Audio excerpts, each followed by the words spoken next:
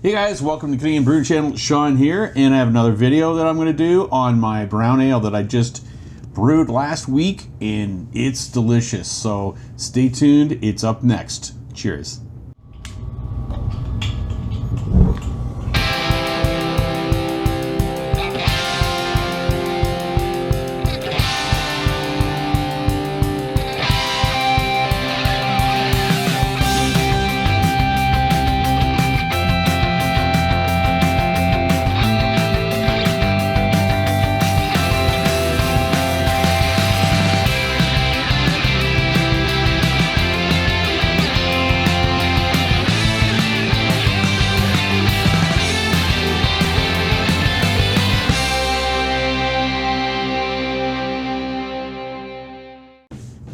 Hey guys, how's it going? I hope you're having a good day today. I'm having a pretty good day.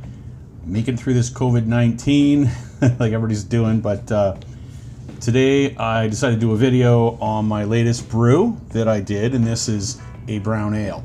Now, I'd never done a brown ale before. I've done a stout before, and it turned out really well. And that stout I've had for a year and a half now. I've got a few bottles left, and I'm going to do tasting on that probably in another 6 or 7 months, so it'll be almost 2 years. But I got interested in looking at doing a brown ale after I had one. I can't remember what the name of the brewer was that I had, but it was really tasty.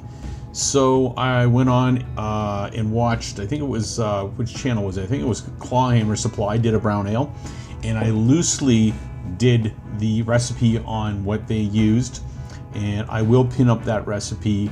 Actually, I'll do it like right now, and there's the recipe. It's pretty simple recipe. It wasn't hard at all to do. I had the things here to do it.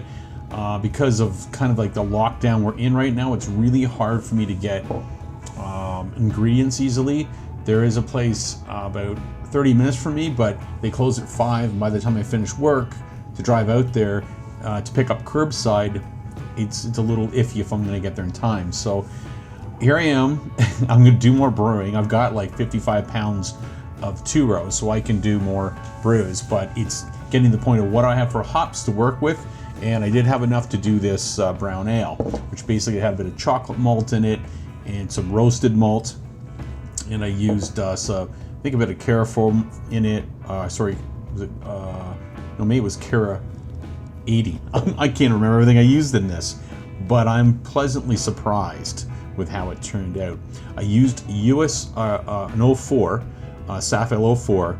A lot of times I use US 05, but this one cleans up. It's so clean, and it ferments really quickly. And I'm just gonna go in for a bit of a smell. And it has this rounded, kind of a chocolate smell to it that is really appealing to me.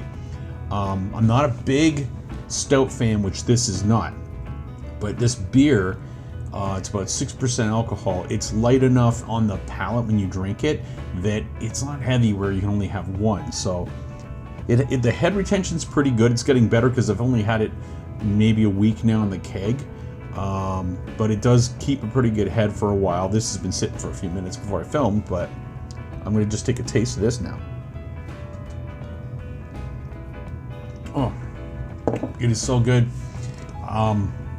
The one thing that's upsetting me right now is my friends can't come here and have some of this, and all they can do is watch my video. And guys, this is delicious. I mean, you guys out there, you know who you are that come on my channel.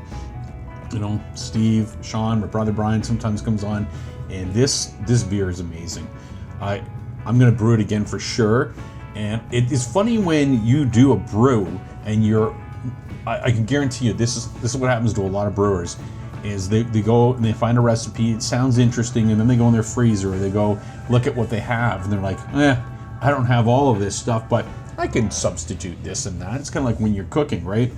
And then all of a sudden you make this great beer, and you're like, okay, I think I'm going to just keep this recipe the way I did it.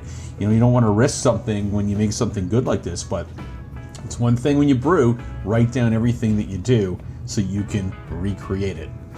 This beer is, like I said, it's great on the palate. The IBU on this is around, I think it's 25 IBUs. It is so good. It has, I think it was a 1055 or 1056, I think is what the original gravity was. I didn't check final gravity of it. I'd assume it probably came down to probably like 1010. It's got a little bit of sweetness in the background, but that's because when I was doing the mash, I've got my new claw hammer system, but I'm still trying to tweak how that works. And it was supposed to be mashing at 152. And for a few minutes, it was mashing up at around 155. So that'll give it more non-fermentable sugars. So you're going to have a bit of a sweetness, but it works. Excuse me, but it works really well. It's funny because my wife, she runs away from dark beer. She thinks she doesn't like them. And I said, this isn't a stout. She says, no, I'm not going to like it. And we ran out of my last beer, the keg. She had this to drink. She's drinking it. She likes it. So definitely try this beer to make this beer. It is really good. I think I could drink this any time of the year. When I do make a stout, that's something I only drink from basically late October until probably beginning of April. And then once the spring, the summer, and fall's here, I kind of go back to my lighter beers, my IPAs, my pale ales. This one here, though, this is the first time I think I've used Sapphire 04, and I really like it. It drops out clean. It's like you can't see through this, but if I pour it into a small container and I look through it, you can see straight through it. It looks like Coca-Cola, basically. It tastes delicious. I really like this beer. I'm really happy with it. Again, as I showed earlier, you can see what I used to create it. I just did it on a whim. Yeah, I'm so happy with this beer. If any of you guys have any comments, let me know. As I said, my channel, things are changing a little bit around. I like to have people here to drink my beer with me, and this is something that's really hard. I couldn't even have, like, what am I supposed to do? Mail them my beer and have a Zoom beer? I don't know. But here I am. Guys, this beer is delicious. I love this beer. I will definitely make it again, and I think you should try making it. So, this is Sean, signing off for Canadian Brew Channel. Guys, keep safe. Have a good one. Cheers.